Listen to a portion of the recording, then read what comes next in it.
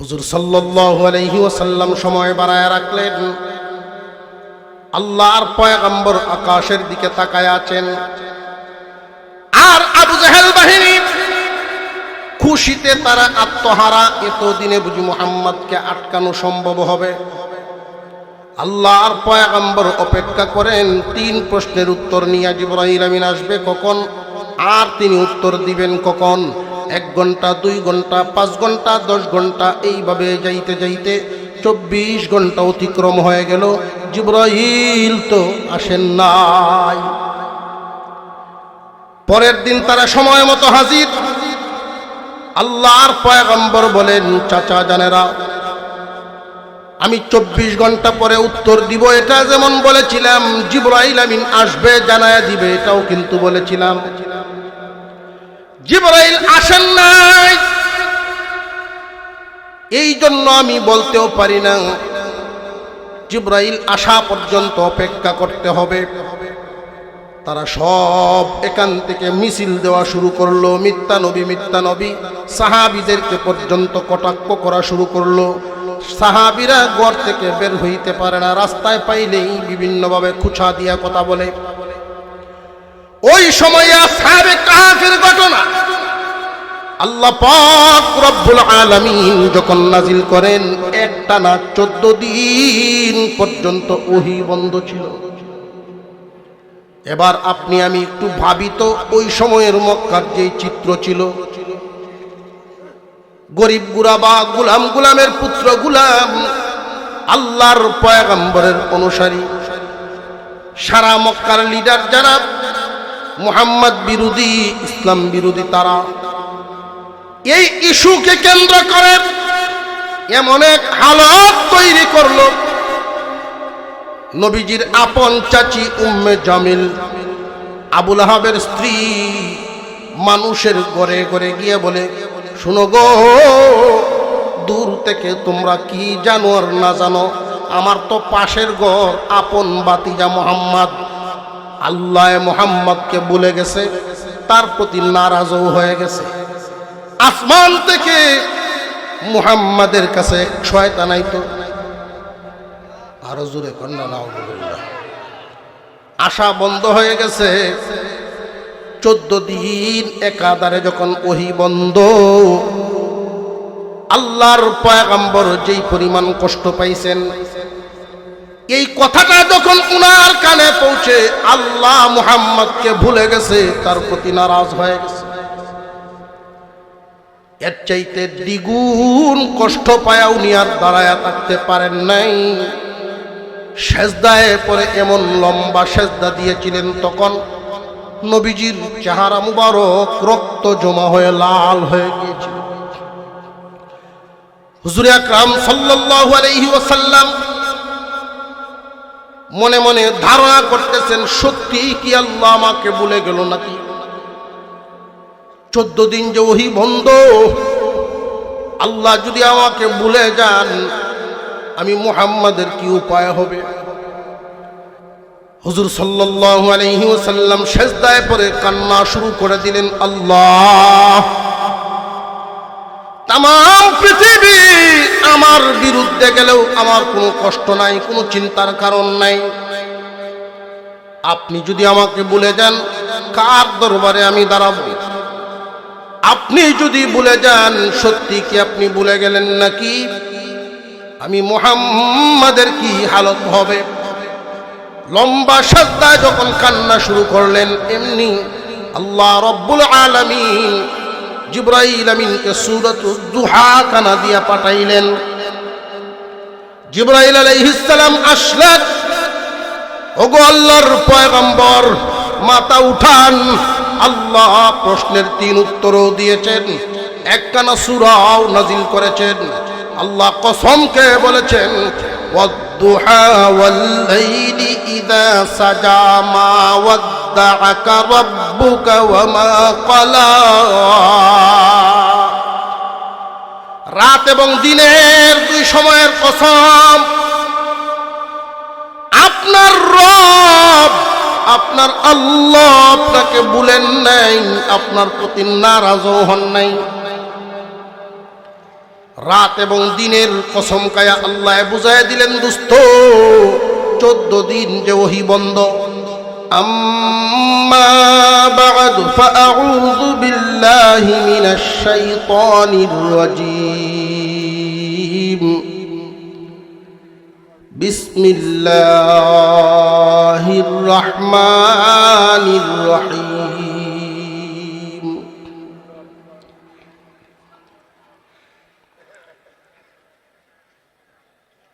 আম হাসিবতা আন্না আসহাবাল কাহফি war Rahkeem Kanu মিন আয়াতিনা আজাবা إذ أوى الفتية إلى الكهف فقالوا ربنا آتنا من لدنك رحمة ربنا آتنا من لدنك رحمة وهيئ لنا من أمرنا رشدا فضربنا على آذانهم في الكهف سنين عددا ثم بعثناهم لنعلم أي الحزبين أحصى ثم بعثناهم لنعلم أي الحزبين أحصى لما لبثوا أمدا نحن نقص عليك نبأهم بالحق إنهم فتية آمنوا بربهم وزدناهم هدى وربطنا على قلوبهم إذ قاموا فقالوا ربنا رب السماوات والأرض لن ندعو من دونه إلها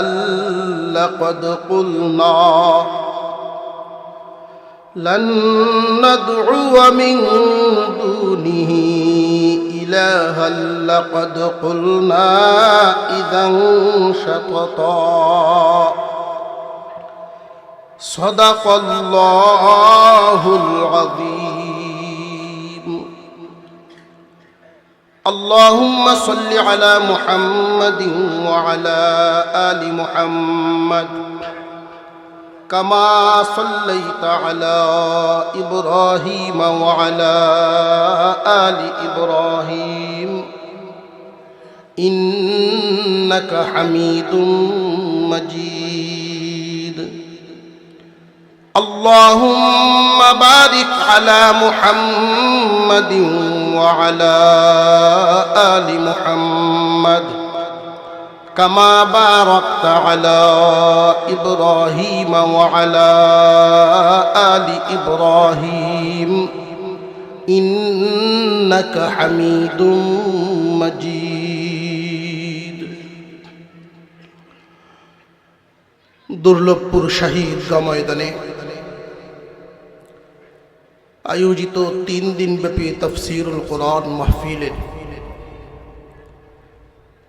আজকের দিনের চলতি অধিবেশনের শ্রদ্ধাভাজন সভাপতি সাহেব, মুহতারাম হাজিরিন,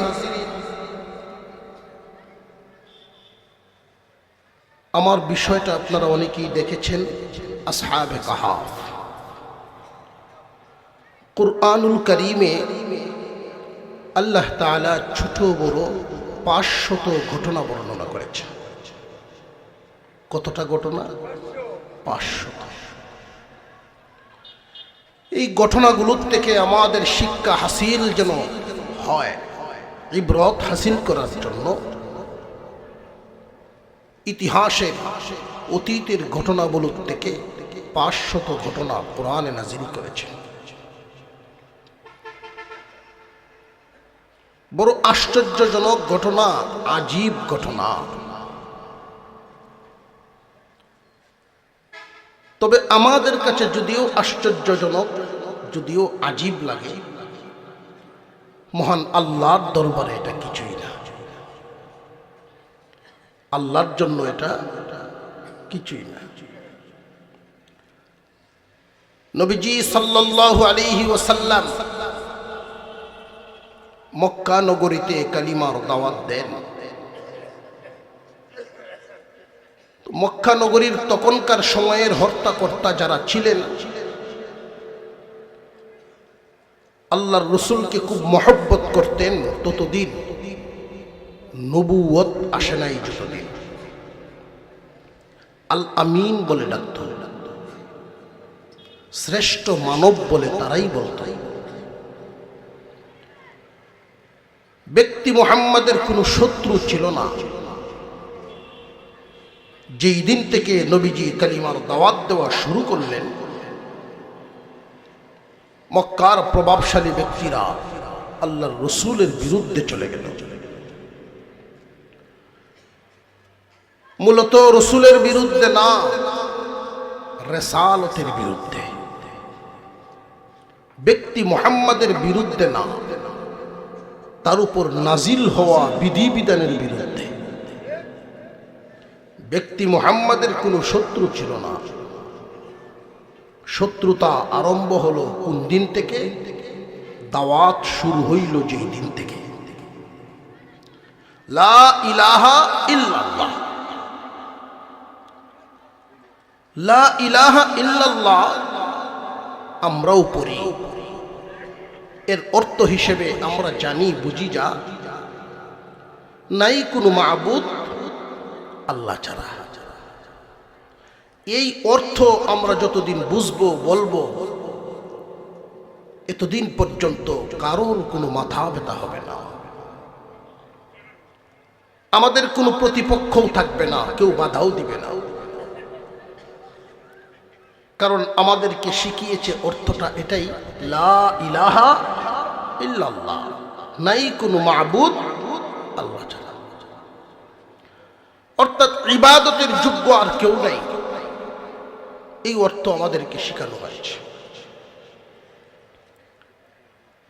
কিন্তু এই অর্থটা যদি শব্দের পরিবর্তন করে আসলটা যেটা, ওই আসল অর্থ আমাদেরকে শেখানো হতো, আমাদের বাচ্চাদেরকে জপানো হতো। লা ইলাহা, নাই কোনো বিধানদাতা ইল্লাল্লাহ, আল্লাহ ছাড়া। বিধানদাতা আর ইবাদত গ্রহণ করনেওয়ালা, দুইটা দুই রকম। এক তো আমাদেরকে যেই অর্থটা শেখানো হয়েছে, আমরা যেটা জানি, নাই কোনো মাবুদ, ইবাদতের যোগ্য কেউ নাই, একমাত্র ইবাদত দিব কাকে? আল্লাহকে। কিন্তু আল্লাহর পক্ষ থেকে কোনো আদেশ, বিধান, এটা নিব না। বুঝে আসতেছে আপনার? নাই কোনো বিধানদাতা। জমিনে আমার যত বুঝ শক্তি হোক না কেন, কোনো বিধান আমি দিতে পারবো না। মুমিন মুসলমান যদি তুমি হও, কালিমা যদি গ্রহণ করো, তোমার কোনো বিধান না, আল্লাহর বিধান। বুঝে আসতেছে? মুহতারাম হাজিরিন, মসজিদে যদি আমরা ইবাদত পালন করি, এই দেশ পরিচালনায় কোনো সমস্যা হবে না। কিন্তু এই বিধিবিধানগুলো যদি আদালতে কায়েম হয়, দেশ পরিচালনায় একদল মানুষের সমস্যার সৃষ্টি করবে। বুঝে আসতেছে আপনাদের? নবীজি সাল্লাল্লাহু আলাইহি ওয়াসাল্লামের বিরোধিতা তারা করেছিল কেন?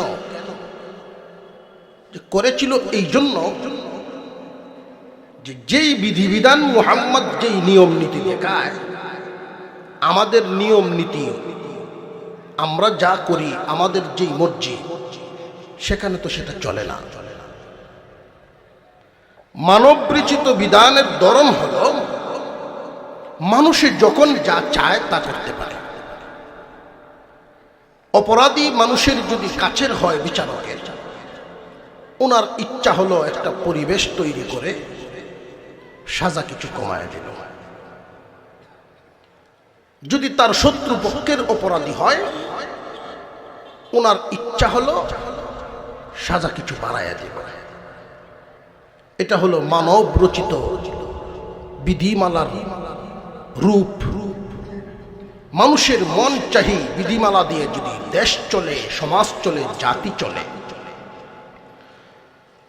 তাহলে কম দামা বস্তুর দাম বাড়বে, বেশি দামা বস্তুর দাম কমবে। কারণ আমরা তো কোন বস্তুর দাম কি পরিমাণ হবে এটাই বুঝি না।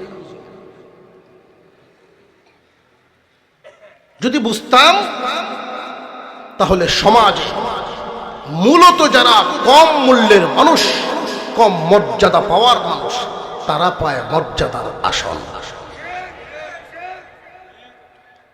বড় আজীব লাগে, অনেক এলাকায় মসজিদ কমিটির দায়িত্বশীল হয়ে যায় এলাকার সবচেয়ে বড় সুদখোর। এতে তার বাড়িতে কার্ডটা আগে যায়। ওয়াজ তাফসীর যেখানেই হোক, অন্যায়ের প্রতিবাদ যদি শুধু মাহফিলে মাইক দিয়া উলামায়ে কেরামকে দিয়ে বলান, মসজিদের মিম্বর থেকে আলেমরা শুধু বলে, এর দ্বারায় অন্যায় সমাজ থেকে বিলুপ্ত হবে না, সামাজিকভাবে প্রতিহত করতে হবে। যে ব্যক্তি সুদখোর, সে কি আল্লাহর বন্ধু না শত্রু? সমাজের বন্ধু না শত্রু? সুদখোরের স্তর 70টা। সর্বনিম্ন স্তর আপন মার সাথে জিনার সমান। সর্বোচ্চ স্তর আল্লাহ এবং রসুলের বিরুদ্ধে যুদ্ধ গ্রহণকারী, যুদ্ধে নামে। যে ব্যক্তি আল্লাহ এবং রসুলের সাথে যুদ্ধ করে, সে আমার আপনার বন্ধু হয় কি করে? আত্মীয়তার বন্ধনে কোনো এক সম্পর্কে হয়তো কিছু লাগতে পারে, কিন্তু ইমানদারির নজরে সুদখোর আরেক ইমানদারের বন্ধু হতে পারে না। তাহলে ছেলের বিয়েতে আল্লাহ এবং রসুলের শত্রুকে আমি দাওয়াত দিব, তার অনুষ্ঠানে আমি যাব? অসম্ভব। তার প্রতি কোনো ঘৃণা নাই,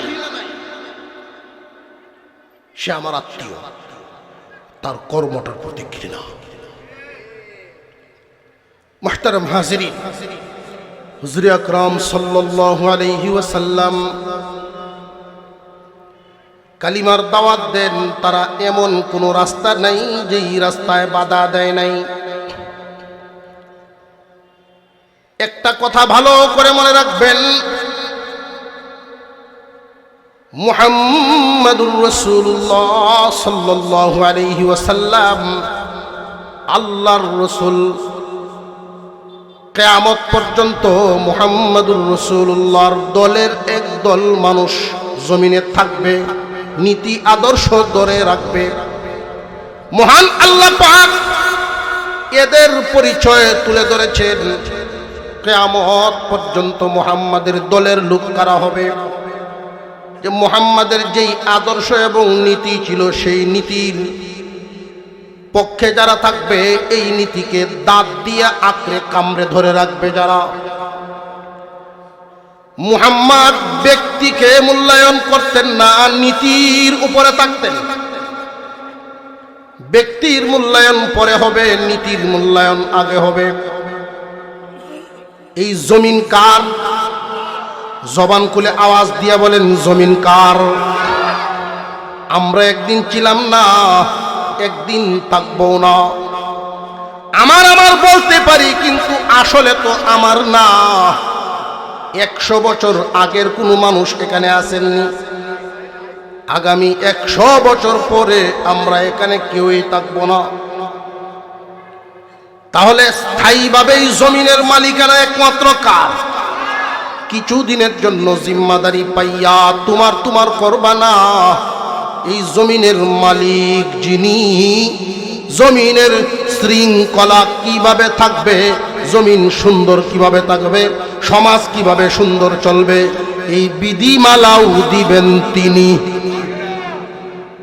মুহতারাম হাজিরিন, সমাজের মধ্যে, জমিনের মধ্যে সবচাইতে ফিতনা ফাসাদকারী হলো তারা আল্লাহর বিধানের বিরুদ্ধে অবস্থান নেয় যারা। জমিনের মধ্যে ফিতনা এবং ফাসাদকারী হলো তারা নিজের মন মতো চলে যারা। হুজুর আকরাম সাল্লাল্লাহু আলাইহি ওয়াসাল্লামকে দুই ভাবে নীতিহারা করতে চাইছিল তারা। প্রথমে অফার দিয়েছে, মুহাম্মদ এই মক্কা নগরীর সরকার তোমারে বানায়া দিব, বাইতুল মালের জিম্মাদারি তোমারে দিব, যেই নারী তোমার পছন্দ হয় তোমার বাসার সামনে নিয়ে আমরা হাজির হব, তুমি কি চাও তোমার চাওয়া পেশ করো, পূরণ করা হবে। শুধু জমিনে তুমি যে আল্লাহর কথা বলো, ওই আল্লাহর বিধান চালুর কথা বলবা না। হুজুর আকরাম সাল্লাল্লাহু আলাইহি ওয়াসাল্লাম বলেছিলেন, ও চাচা জানেরা, আমার এক হাতে সূর্য আর এক হাতে যদি চন্দ্রও এনে দাও, কোন মানুষের পক্ষে কি চন্দ্র সূর্য আনা সম্ভব নেই? যেটা সম্ভব না ওইটাও যদি দাও তবু আমাকে নীতি থেকে সরাইতে পারবা না। কিয়ামত পর্যন্ত মুহাম্মাদের দলের লোক যারা হবে, এদের বৈশিষ্ট্য, এদের চিহ্ন হবে নীতিহারা হবে না, ওরা নীতির উপরে থাকবে। মানুষ নীতিহারা হয় দুই কারণে। এক নাম্বার, অফার দিয়া লোভের কারণে তারে নীতিহারা বানায় নেয়, লোভে পরে মানুষ নীতি হারাবে। দুই নাম্বারে, ভয়ের কারণে মানুষ নীতি হারাবে। মুহাম্মাদের দলের লোক যারা হবে তাদের একটাই ঘোষণা, ভয়েও বিক্রি হবে না, লোভেও বিক্রি হবে না। লোভ দেখাইবে কি? চাঁদ সূর্যের চাইতে বেশি কোনো কিছু আনে দিতে পারবে নাকি? সুতরাং বিক্রি হবে না। দুই নাম্বার, ভয় দেখাইলেও ওরা নীতি হারা হবে না। ভয় কিসের? সর্বোচ্চ তো জীবনটাই হয়তো যাইতে পারে। নীতির উপরে থাকতে গিয়া যদি শহীদ হওয়া লাগে, মুহাম্মাদের দলের লোক যারা শহীদ হইবে তারা কিন্তু নীতি হারা হইবে না। মনে রাখবেন, কেন এই উসুল? আমি একা যদি সমাজে না থাকি সমাজের তেমন ক্ষতি হবে না। একজন ব্যক্তি যদি না থাকে সমাজের সমস্যা নাই, দুনিয়ার কোনো সমস্যা নাই। কিন্তু জমিনে যদি নীতির পরিবর্তন হয়ে যায়, নীতি যদি ঠিক না থাকে, তাহলে সমাজের সৌন্দর্য পরিবেশ ঠিক থাকবে না। এই জন্য নীতি ঠিক রাখতে গিয়া যদি আমার জীবন যায় যাবে, কিন্তু নীতি রাখতে হবে। হুজুর সাল্লাল্লাহু আলাইহি ওয়াসাল্লাম নীতির পথে চলা শুরু করলেন, আর তারা বাধা দেওয়া শুরু করলো। তাদের কারোর দ্বারাই যেহেতু প্রতিবাদ করা, প্রতিহত করা সম্ভব হচ্ছে না, দারুন নদওয়ায় তারা বসেছে। নজর ইবনে হারেস, আস ইবনে ওয়াইল দাঁড়িয়ে বলল, বড় ভাইয়েরা শোনো, আমাদের বুদ্ধির দ্বারায় চেষ্টা করে দেখেছি মুহাম্মাদকে থামানো সম্ভব না। মুহাম্মাদকে যদি আটকাইতে হয়, তৌরাত এবং ইনজিলের আলেম উলামাদের পরামর্শ নিলে হয়তো আটকানো যাবে। তখনকার সময়ে মক্কায় কোনো তৌরাত ইনজিলের আলেম নাই। তৌরাত এবং ইনজিলের আলেম যদি পাইতে হয় তখনকার সময়ে মদিনায় যাইতে হয়। মক্কার বড় বড় লিডার যারা ছিলেন তাদের সকলের পক্ষ থেকে দুইজনকেই পাঠায় দেওয়া হলো। নজর ইবনে হারেস, আস ইবনে ওয়াইল চলে গেল মদিনায়। মদিনার আলেমদের সামনে গিয়ে যখন বলল, আমাদের মক্কা নগরীর হালত খুব একটা ভালো না। আব্দুল্লাহর ছেলে মুহাম্মদ জীবনে কোনোদিন পড়াশোনা করে নাই, কোনো শিক্ষকের কাছেও পড়ে নাই, প্রাতিষ্ঠানিক শিক্ষাও নাই, মূর্খ মানুষ। কিন্তু নবী দাবি করে। এখন আমরা কি করব? আমাদের পুরনো বাপ দাদার নীতি আদর্শ, বাপ দাদার ধর্মের বিরুদ্ধে ইসলাম নামক ধর্ম, কালিমা এমনভাবে সে প্রচার করে, দিন যত যায় মানুষের ভিতরে বিভ্রান্তি শুরু হয়েছে। ঘরে ঘরে গন্ডগোল, পিতা একদিকে যায়, সন্তানের একদিকে যায়, চাচা বাতি যায়, গন্ডগোল। বাতিজা মুহাম্মাদের দিন গ্রহণ করলো, চাচা বাপ দাদার উপরে ধর্ম নিয়ে আছে, গন্ডগোল তো বেঁধে গেল। আমরা কোন পথে যাব? আমাদেরকে পরামর্শ দেন। মদিনার আলেমগণ পরের দিন এই দুইজনকে ডেকে বলে, তোমরাই বলেছ মুহাম্মদ কোনো মাদ্রাসায় পড়ে নাই, শিক্ষকের কাছেও পড়ে নাই। সুতরাং আমরা চিন্তা ভাবনা করে 3টা প্রশ্ন তার জন্য রেডি করেছি। এই 3 প্রশ্ন মুহাম্মদকে গিয়া করবা। যদি মুহাম্মদ উত্তর দিতে পারে না, বুঝবা নবী না, ফয়সালা তোমাদের যা ইচ্ছা করবা। কিন্তু যদি উত্তর দিয়া দেয়, মূর্খ মানুষ হয়েও যদি এই 3 প্রশ্নের উত্তর দিয়া দেয়, বুঝবা মুহাম্মদ সাধারণ মানুষ নয়, তার কাছে আল্লাহর পক্ষ থেকে ওহী নাজিল হয়। এই 3 প্রশ্ন তারা শিখে আসছে। 1 নাম্বার প্রশ্ন তারা শিখাইল, তাম পৃথিবী জুড়ে কোন ব্যক্তি, কোন মানুষ এই পর্যন্ত সূর্য কোন জায়গা থেকে উঠে কোন জায়গায় গিয়া ডুবে, এটা কিন্তু কেউ নিজের চোখে দেখে নাই। আমরা ছোটবেলায় মনে করতাম আমাদের পূর্বে যেই গ্রাম আছে ওই গ্রামের পিছন থেকে উঠে, ডুবার বেলায় মনে করতাম আমাদের পশ্চিমের গ্রামের পিছনে গিয়া ডুবে, আর তারা মনে করত আমাদের গ্রামের পিছনে উঠে ওইটার পিছনে গিয়া ডুবে। ঠিক না বেটি? এই পর্যন্ত সূর্য উদিত স্থান, অস্তমিত স্থান নিজের চোখে কেউ দেখে নাই। একজন মাত্র মানুষ দুনিয়ার জমিনে জীবন যাপন করেছেন, তাম পৃথিবী ভ্রমণ করেছেন। আল্লাহ পাক তারে এমন ক্ষমতা দিয়েছিলেন, আল্লাহ নিজের চোখে তারে দেখাইছেন সূর্য কোন জায়গা থেকে উঠে কোন জায়গায় গিয়া ডুবে। সূর্য উদিত স্থান থেকে অস্তমিত জায়গা পর্যন্ত নিজের চোখে দেখাইছেন, তাম দুনিয়া ভ্রমণ করাইছেন।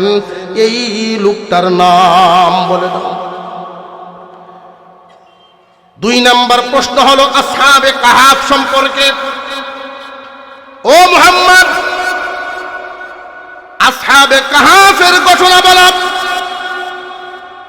কয়জন যুবক একাধারে কতদিন পর্যন্ত এক ঘুমে তারা কোথায় কাটিয়েছিল, কেন তারা দেশ থেকে বেরিয়ে গিয়েছিল, তাদের ঘটনাটা শোনাও।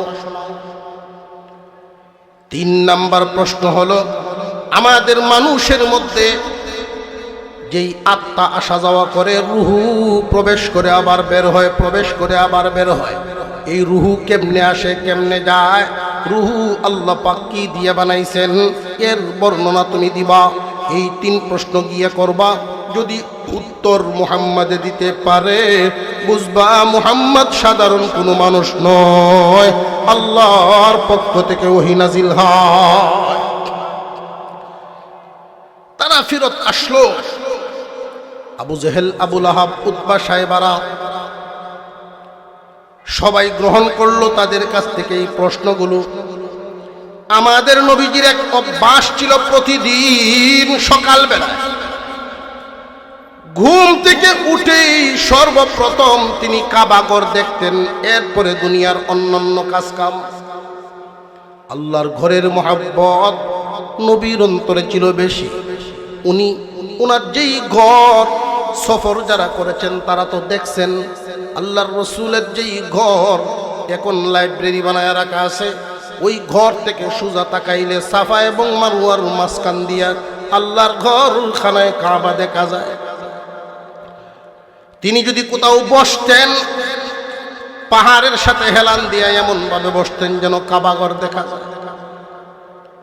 এত মুহাব্বত এই কারণেই রাসূল বলেন, খানায়ে কাবা এমন একখান ঘর, একবার তাকাইলে 20 বার রহমত নাজিল হয়। আর জোরে কন্যা সুবহানাল্লাহ। প্রতিদিন সকালবেলায় ঘুম থেকে উঠেই কাবাঘরের সামনে নবীজি আসতেন। অন্য দিনের মতো ভোরবেলায় আল্লাহর রাসূল যখন আসলেন খানায়ে কাবায়, মক্কার নেতারাও ওনার সামনে হাজির। ও মুহাম্মদ, তোমার সাথে আমাদের ব্যক্তিগত কোনো শত্রুতা নাই, তুমি আমাদের কারোর ভাতিজা, কারোর ভাই, নবী দাবি করো, আমরা তা মানি না। তোমারে পরীক্ষা করার জন্য আসলাম। 3টা প্রশ্ন তোমাকে করা হবে, যদি উত্তর দিতে পারো বুঝবো তুমি সত্য নবী, আর যদি উত্তর দিতে পারো না এই মক্কায় তোমার কালিমার দাওয়াত আর চলবে না। হুজুর সাল্লাল্লাহু আলাইহি ওয়াসাল্লাম বলেছিলেন, মক্কা নগরের কোন মানুষের কাছ থেকে তো আমি কালিমার দাওয়াতের পারমিশন নিয়ে শুরু করি নাই। প্রশ্ন কি করবেন করেন, কালিমার দাওয়াত তো আদেশ দিয়েছেন আল্লাহ, আল্লাহর আদেশে শুরু করেছি, আপনাদের কথায় বন্ধ হবে বা চালু হবে এমন না। প্রশ্ন কি করবেন করেন। তারা 3 প্রশ্ন করে বসলো। প্রশ্ন যত আছে দুনিয়ার জমিনে 2 ভাগে বিভক্ত। কয় ভাগ? 1 ভাগ প্রশ্ন হলো জানার জন্য করা হয়, আর 1 ভাগ প্রশ্ন আটকাইবার জন্য করা হয়। তারা যে প্রশ্ন করেছেন নবীজিকে জানার জন্য না আটকাইবার জন্য। আটকাইবার জন্য যদি কেউ কাউকে প্রশ্ন করতে হয়, শর্ত হলো এর উত্তর নিজের আগে জানতে হয়। ওরা প্রশ্ন শিখে আসছে, কি উত্তর শিখে আসছে না। আবু জাহেল কি বুকানা সালা, সে ঠিকই বুঝে ফেলছে 2 এ 2 যে 4 হয়, এটা তো জানা লাগবে আগে। মুহাম্মদ যা উত্তর দেয় ভুল দিল না সহি দিল, আমরা বুঝতাম কেমনে রে? উত্তর শিখে আইসস নি, যে না উত্তর তো শিখাইছি না। জলদি আবার যা মদিনায় যা, তোরা গিয়ে উত্তর শিখ, বাতি যায় কি কয় সেটা দেখি। হুজুর আকরাম সাল্লাল্লাহু আলাইহি ওয়াসাল্লামকে যখন প্রশ্ন করা হয়, আল্লাহর পয়গম্বর বলেছিলেন, চাচা যান, আপনারা জানেন অনেকেই, আমি আমার পক্ষ থেকে কিছুই বলি না, আল্লাহ আমাকে জানায়া দেন। জিবরাইল আলাইহিস সালামকে আল্লাহ বলে দেন, জিবরাইল আমাকে শুনাইলে জানাইলে এরপর আমি জানি। আমার পক্ষ থেকে তো বলতে পারি না, আল্লাহর পক্ষ থেকে জানাইলে আমি আপনাদের জানায়া দেব।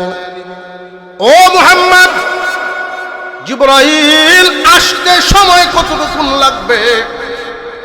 ওই দিন নবীজি বলেছিলেন 24 ঘন্টা সময় আমার দেন, কারণ জিবরাইল আলাইহিস সালাম জমিনে আসতে কি 24 ঘন্টা লাগেনি। 600 নূরের পাকা মাত্র 2টা ছড়ায়া 1 টান দিলে মুহূর্তের মধ্যে জমিনে পৌঁছে যান। প্রশ্ন হলো এখানে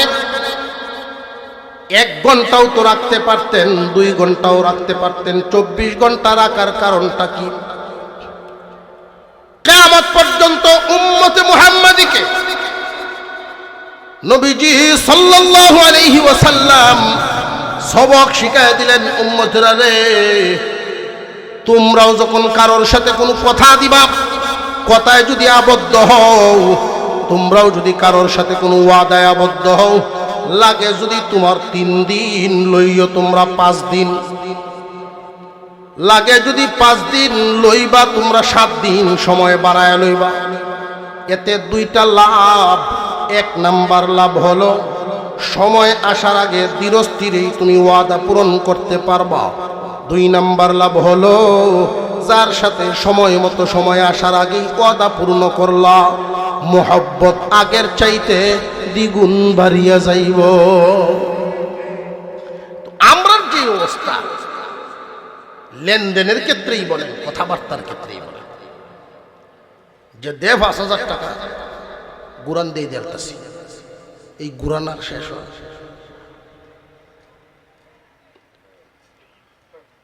মুহতারাম হাজিরিন, নবীজির আদর্শ হলো লাগে যদি লেনদেন পূর্ণ করতে 3 দিন, লয় উম্মত 5 দিন,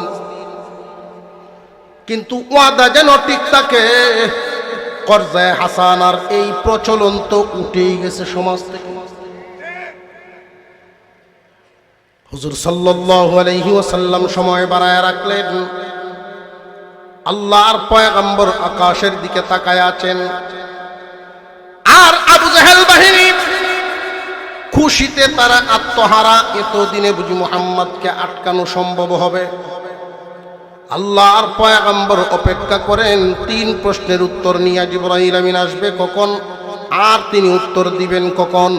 1 ঘন্টা, 2 ঘন্টা, 5 ঘন্টা, 10 ঘন্টা, এইভাবে যাইতে যাইতে 24 ঘন্টা অতিক্রম হয়ে গেল, জিবরাইল তো আসেন নাই। পরের দিন তারা সময় মতো হাজির। আল্লাহর পয়গম্বর বলেন, চাচা জানেরা, আমি 24 ঘন্টা পরে উত্তর দিব, এটা যেমন বলেছিলাম জিবরাইল আমিন আসবে জানায়া দিবে, এটাও কিন্তু বলেছিলাম। জিবরাইল আসেন নাই,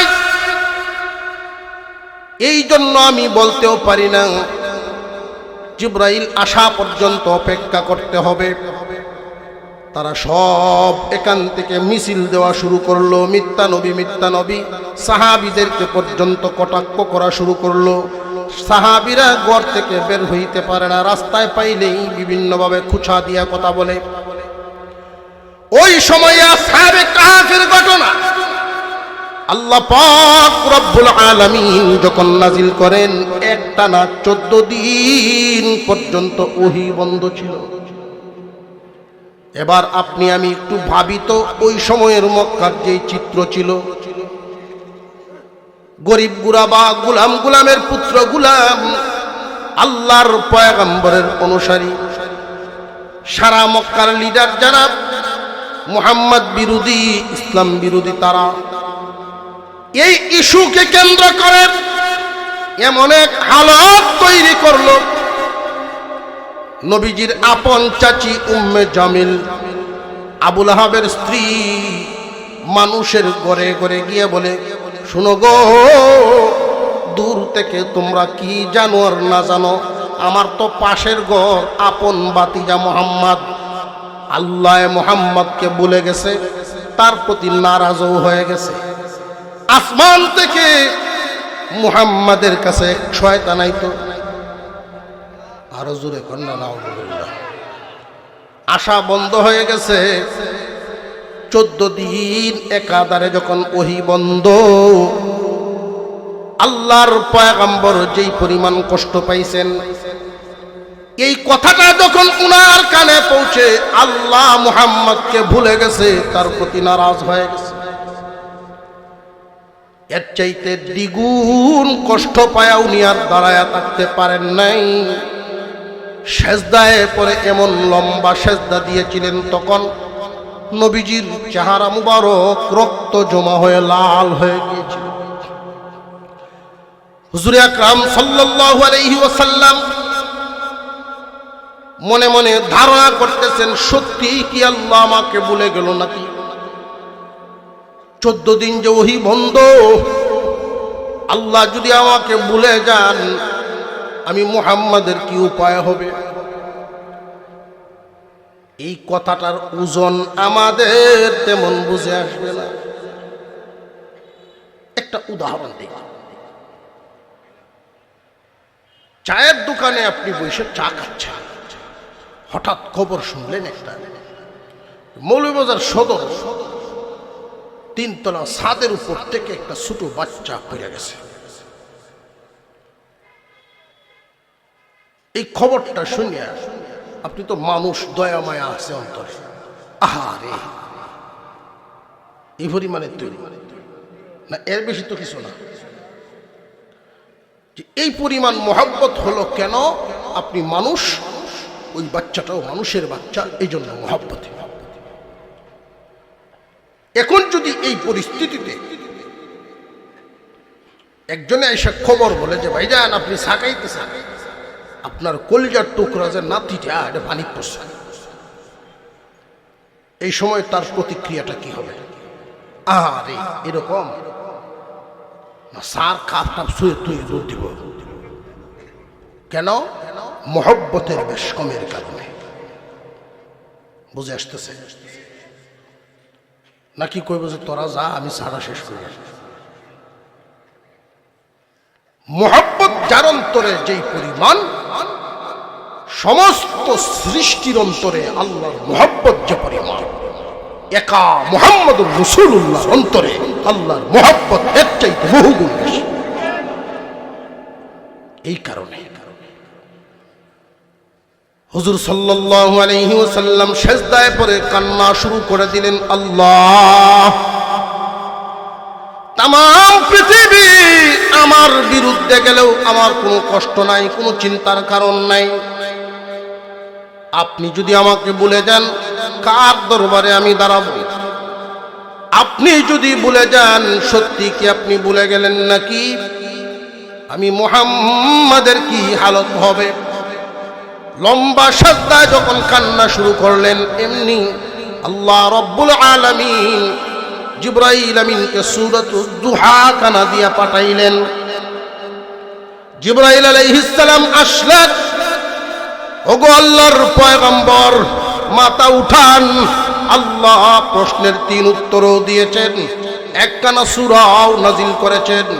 আল্লাহ কসমকে বলেছেন, ওয়াদ-দুহা ওয়াল-লাইলি ইযা সাজা মা ওয়াদ্দাআকা রাব্বুকা ওয়া মা ক্বালা।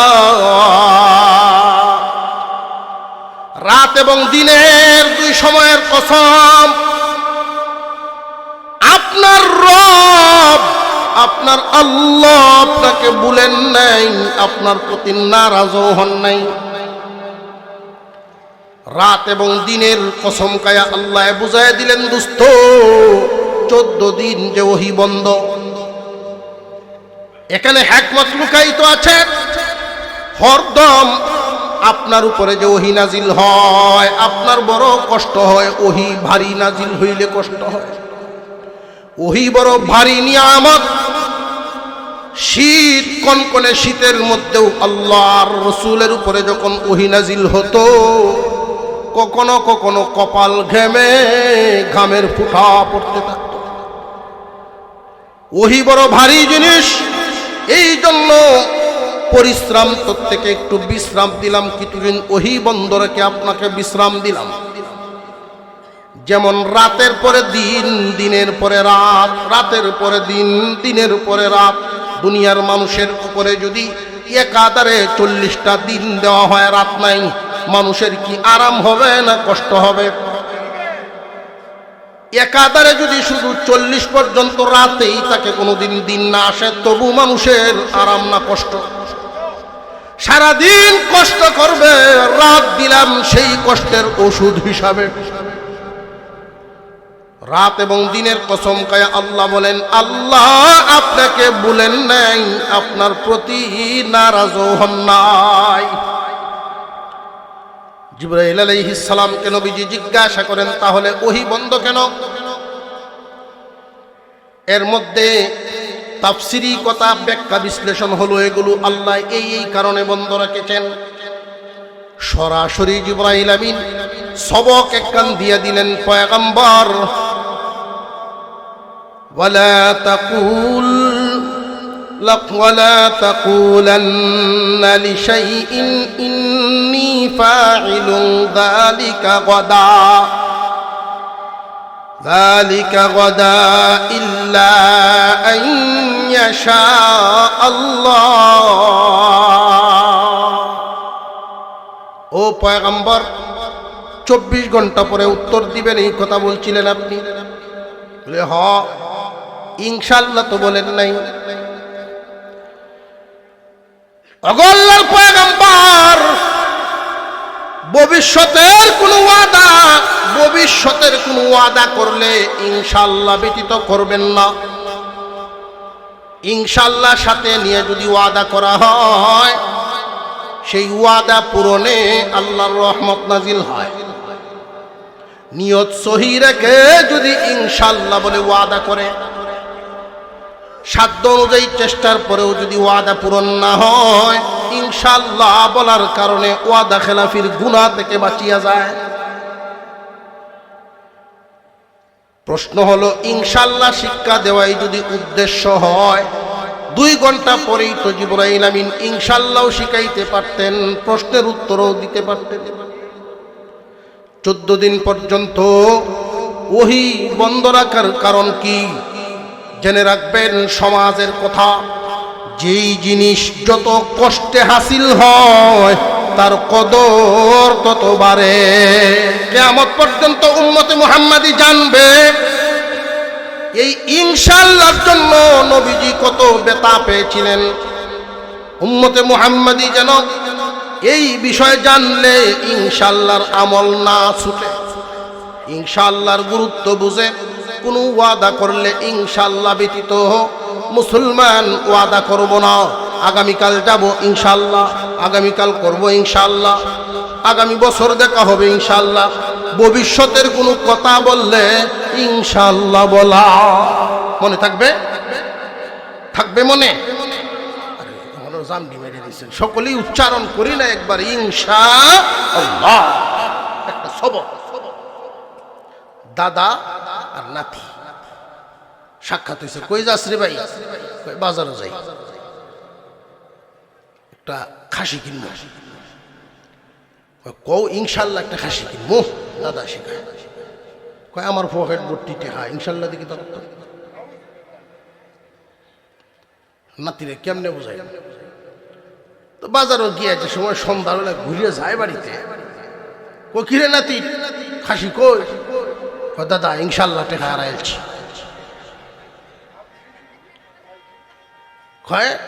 হ্যাঁ ইনশাআল্লাহ টাকা হারাই গেছি।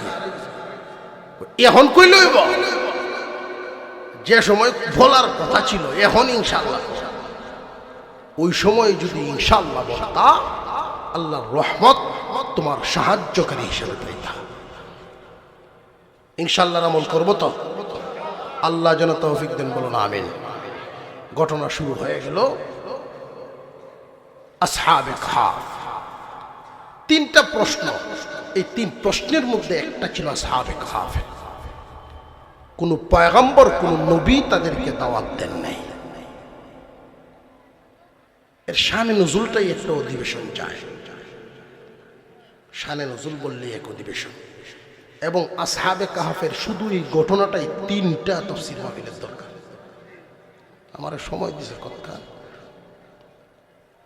এক হাতি ছোট্ট একটা ডেগের ভিতরে ভরার জন্য কেউ যদি কয়, ডেগের কি হালত হইব, হাতির কি গতি হইব? আসহাবে কাহফের মূল শিক্ষা, মূল সবক, তখনকার সময়ে আসহাবে কাহফ নারে তাকবীর, পীরে কামেল হযরতুল আল্লাম হযরত মাওলানা আল্লামা ফরিদউদ্দিন আল মুবারক দামাত বরকাতুহুল আলিয়া হযরত উপস্থিত হয়ে গেছেন। আমরা জোরে সুরে আদায় করি আলহামদুলিল্লাহ। আল্লাহর হস্তে মুহতারামকে খুব মহব্বত করি। ওনার এলাকার মানুষের প্রাণের মানুষ, প্রিয় ব্যক্তিত্ব। আমি ফেনীতে সফর করেছি, দেখেছি হালো। আলহামদুলিল্লাহ, আল্লাহ সুস্থ নেক হায়াত দান করেন, আমরা বলি আমিন। আসহাবে কাহফের মূল শিক্ষা, যুবকদের অন্তরে ঈমানের নূর জ্বলেছে। তখনকার পরিস্থিতি ছিল তাদের দেশে মূর্তি পূজা। বাদশা বাধ্য করত মানুষদেরকে মূর্তি পূজায়। এই যুবকদেরকে কেউ দাওয়াত দেয় নাই। তাদের আকল, ব্যক্তিগতভাবে মানুষের আকল আল্লাহর পক্ষ থেকে দেওয়া আছে। সেই আকলের দাবি হলো, আকলের উপরে দায়িত্ব হলো কোনো পয়গম্বর যদি দাওয়াত নাও দিতে, আল্লাহ তোমার মধ্যে যে যোগ্যতাটা দিয়ে রাখছেন, সেই যোগ্যতা থেকেই তুমি স্রষ্টার পরিচয় পাইতা।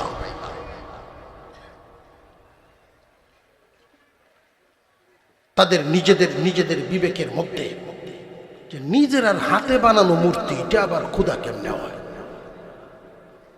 সে কিভাবে ভালো করতে পারে, সে কিভাবে মন্দ করতে পারে, সে কিভাবে মুসিবত থেকে হেফাজত করতে পারে, সে কিভাবে আযাবে ফেলতে পারে, সে নিজেই তো চলতে পারে না, নিজের হৃত্য আযাব আইলে আমরা হিরানি না। মুহতারাম হাজিরিন, তাদের বিবেক যে আসমান জমিনের মালিক যিনি, আমাদের মালিক তিনি। এই কথাটা যখন বলেছিল, সেই দেশের আইন ছিল বাদশাহ যেই আইন দিয়ে দেশ চালায় তার বিরুদ্ধে গেলে সেটাকে রাষ্ট্রদ্রোহ বলে।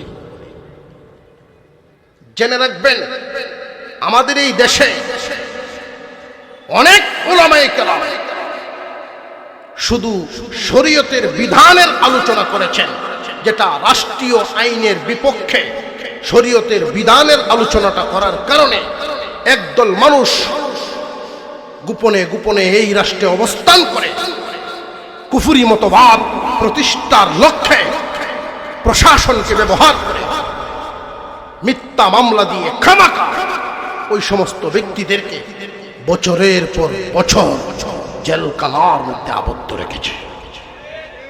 হক কথাটা বলার কারণে মুসলমান এক হলো ইসলামের বিধিবিধান বিশ্বাস করা, ইসলামের বিধিবিধান আমল করা। আমলের মধ্যে তো কমতি আছেই, আমাদের বিশ্বাসের মধ্যে যেন কমতি না থাকে। এই বিশ্বাসটা কিভাবে হবে? শরীয়তের সমস্ত বিধিবিধানের প্রতি মহব্বতের সাথে বিশ্বাস থাকবে, হেলায় না, মহব্বতের সাথে বিশ্বাস থাকা চাই। একদিনে শরীয়তের বিধান কায়েম করা সম্ভব নয়, দেশে এক সরকারের আমলে সম্ভব না, কিন্তু অন্তরে রাখতে হবে, যতদিন এই জমিনে বিধান কায়েম না হবে স্বপ্ন পূরণ হবে না, শান্তি আসবে না। আল্লাহ আমাদেরকে আমলের তৌফিক দেন, বলুন আমিন। হযরত এসে গেছেন।